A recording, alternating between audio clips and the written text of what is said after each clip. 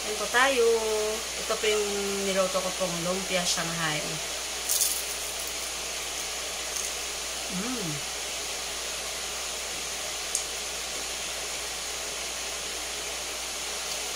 Guys, for today's video, magluto po ako ngayon ng lumpiang Shanghai.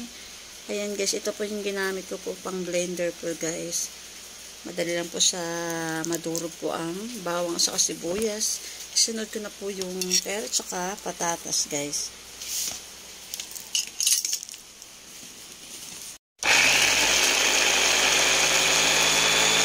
Ayan guys, ito po yung kinalabasan ng ayan po. Yung pagdurog po ng bawang sa sibuyas. Pinagsama ko na po yung carrot at patatas. Ayan guys. Ito po yan guys, oh. Ang ganda po niyan. Hindi po lahat ng klaseng gulay. Ayan po, pwede mo siyang gamitan ito. Napakaganda po ito guys.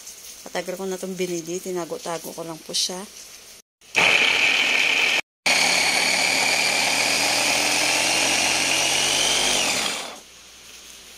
Ayan po, ganyan na po siya.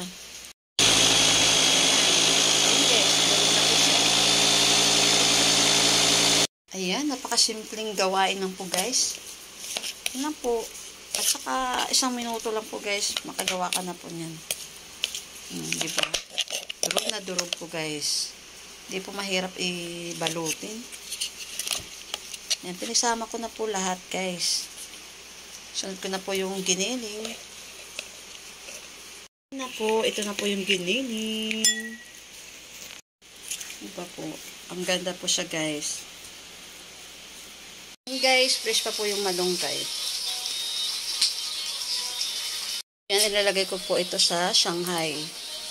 Be-blender ko rin po siya guys. Yung malunggay na dinurog-durog ko siya guys. Ihalo ko rin po siya ito.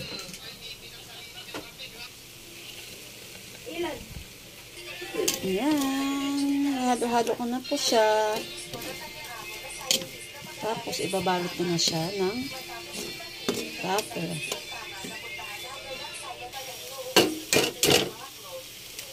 Nalagyan ko na isang log. Go.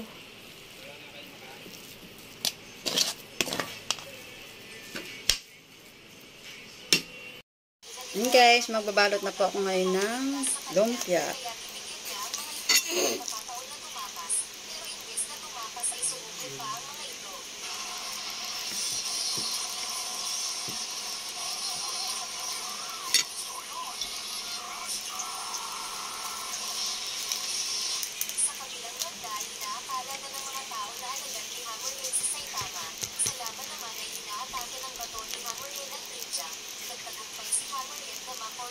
Ito na, oh. Ayan, yung unang balot ko.